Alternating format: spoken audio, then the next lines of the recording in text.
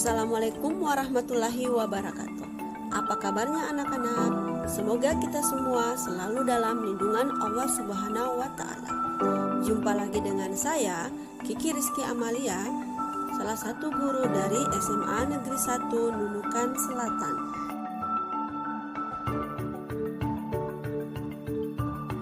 Pada video pembelajaran sebelumnya, kita telah mempelajari tentang karakteristik bunyi, jenis bunyi, dan kecepatan bunyi. Baiklah, pada video pembelajaran kali ini kita akan melanjutkan video sebelumnya, yaitu belajar tentang resonansi bunyi dan efek Doppler.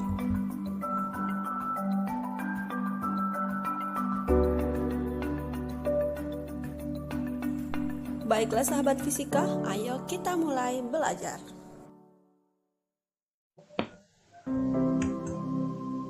Belajar fisika, fisika asyik.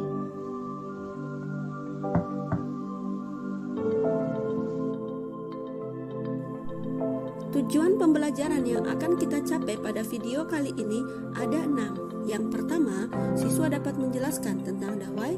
Yang kedua, siswa dapat membedakan frekuensi resonansi pada pipa organa terbuka dan tertutup. Yang ketiga adalah siswa dapat memformulasikan hukum Mersenne. Yang keempat, siswa dapat membedakan pipa organa terbuka dan tertutup. Yang kelima, siswa dapat memformulasikan pipa organa terbuka dan tertutup. Dan yang keenam adalah siswa dapat memformulasikan efek Doppler.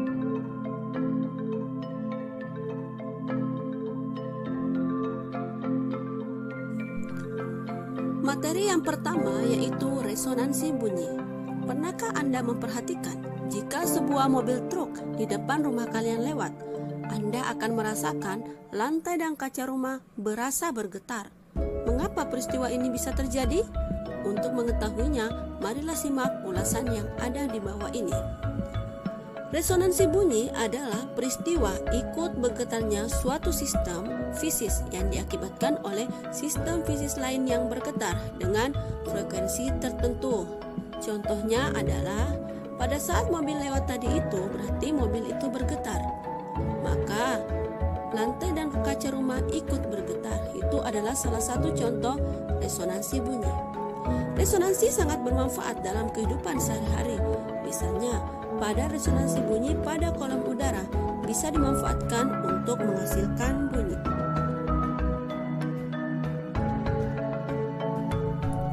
Sumber bunyi yang pertama yaitu gelombang transversal pada dawai. Kecepatan gelombang transversal pada dawai dirumuskan V sama dengan akar F dikali L per M atau akar F dibagi rho per A, di mana F itu adalah gaya tegang dawai dengan satuan M. M adalah massa dawai satuan kilogram. L adalah panjang dawai satuan meter. H adalah massa persatuan panjang satuan kilogram per M. A adalah luas penampang dawai satuan meter kuadrat. Dan rho adalah massa jenis dawai satuan kilogram per meter.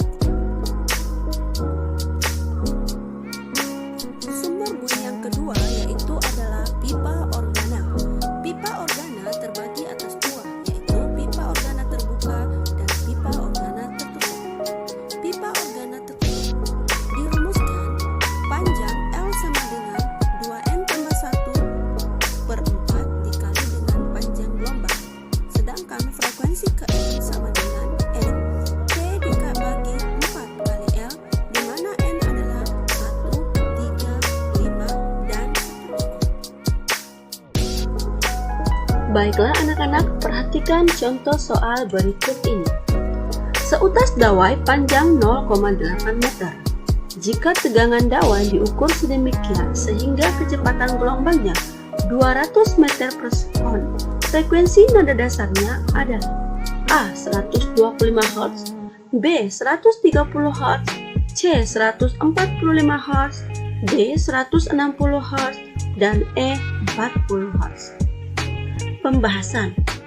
Frekuensi ke N dawai dapat dirumuskan Fn sama dengan N tambah 1 V per 2L sama dengan N tambah 1 per 2L akar F per mu.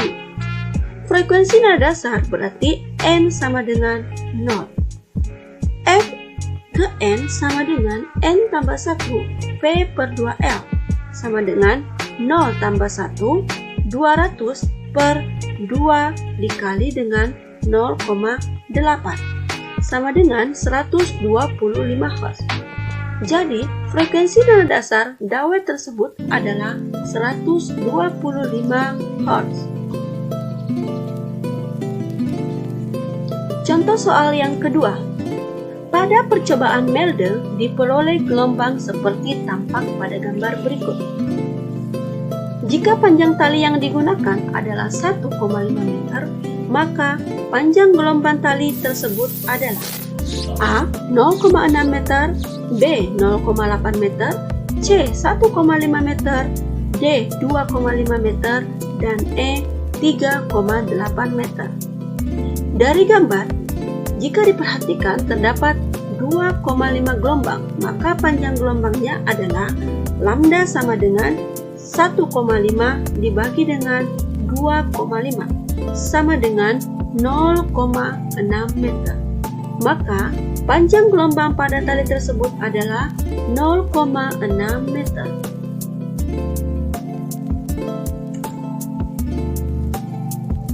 Pipa organa terbuka.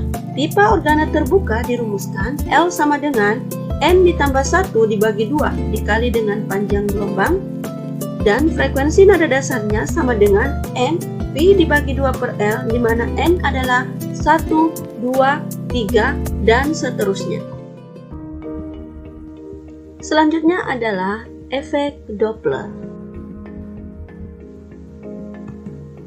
Efek Doppler. Apakah kalian pernah mendengar apa itu efek Doppler? Salah satu contoh umum dalam kehidupan sehari-hari adalah ketika kita melihat mobil ambulans dengan sirenenya yang menyala menuju ke arah kita. Dari jauh kita sudah bisa mendengar bunyi sirenenya, namun dengan frekuensi suara yang sangat rendah. Semakin dekat ambulans tersebut ke arah kita, semakin terdengar jelas frekuensi suaranya. Dan semakin menjauh ambulans tersebut, frekuensi suaranya pun semakin kecil. Nah, peristiwa itulah yang disebut dengan efek Doppler. Namun, apa pengertian sebenarnya dari efek Doppler ini? Dalam kesempatan kali ini, kita akan membahas efek Doppler secara lebih lanjut.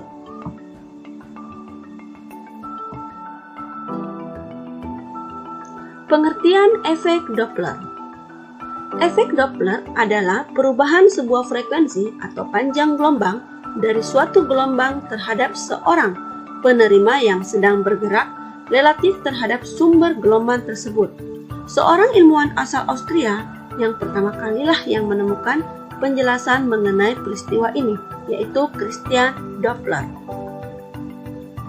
Seorang yang diam mendengar suara dari sumber suara yang juga diam. Suara yang kita dengar akan memiliki frekuensi yang sama dengan sumber suara tersebut. Namun, dalam efek Doppler, sumber suara adalah sesuatu yang bergerak. Semakin dekat benda tersebut, frekuensi semakin besar. Begitu pula sebaliknya. Efek Doppler dirumuskan. Fp sama dengan P plus minus Vp dibagi V plus minus Vx dikali dengan Fs. Di mana Fp adalah frekuensi pendengar, V adalah kecepatan rambat bunyi di udara, Vv adalah kecepatan pendengar, Vs adalah kecepatan sumber bunyi, dan Fs adalah frekuensi sumber bunyi. Pada efek Doppler ada perjanjian tanda, di mana frekuensi pendengar positif, kecepatan pendengar positif jika pendengar mendekati sumber. Kecepatan pendengar negatif jika pendengar menjauhi sumber. Kecepatan sumber bunyi positif jika sumber menjauhi pendengar. Kecepatan sumber bunyi negatif jika sumber mendekati pendengar.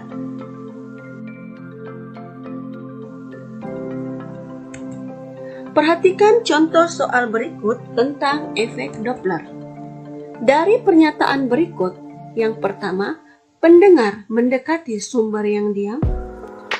2. Sumber mendekati pendengar yang diam. 3. Pendengar dan sumber saling mendekati. 4. Sumber dan pendengar bergerak dengan kecepatan yang sama. Jika P pendengar mendengar bunyi dengan frekuensi lebih tinggi dari frekuensi yang dikeluarkan dengan sumber, maka pernyataan yang benar adalah A123, B1234, C1 dan 3, D1 dan 4, E2 dan 4. Dari soal di atas, dapat kita ketahui bahwa frekuensi pendengar Fp lebih besar dari frekuensi sumber jika yang pertama, pendengar mendekati sumber yang diam, berarti nomor 1 benar. Yang kedua, sumber mendekati pendengar yang diam. Dan yang ketiga adalah pendengar dan sumber saling mendekati. Jadi jawaban yang benar adalah bagian A, 1, 2, 3. Contoh soal yang kedua yaitu sebuah mobil bergerak dengan kecepatan 20 meter per sekon, menjauhi orang di pinggir jalan sambil sopir mobil membunyikan klakson dengan frekuensi 400 Hz. Jika cepat rambat bunyi di udara pada saat itu adalah 380 meter per sekon, maka frekuensi yang didengar oleh orang di pinggir jalan adalah. Dari analisa soal, kita perhatikan frekuensi 400 Hz yaitu adalah frekuensi sumber bunyi. Mobil tersebut menjauhi, jadi hasilnya seharusnya di bawah 400 Hz karena frekuensi sumber bunyi menjauhi pendengar. Pilihannya ada 5. A. 340 Hz, B. 360 Hz, C. 380 Hz, D. 400 Hz, dan 420 Hz. Untuk pilihan soal seperti ini, secara otomatis D dan E tidak menjadi pilihan karena sama dengan frekuensi sumber bunyi untuk D dan E di atas frekuensi sumber bunyi. Oke, kita lanjut ke pembahasan untuk membuktikan bahwa frekuensinya di bawah frekuensi sumber bunyi, yaitu di bawah 400 Hz. Diketahui kecepatan sumber bunyi 20 meter per sekon. Kecepatan pendengar 0 karena pendengar tersebut diam.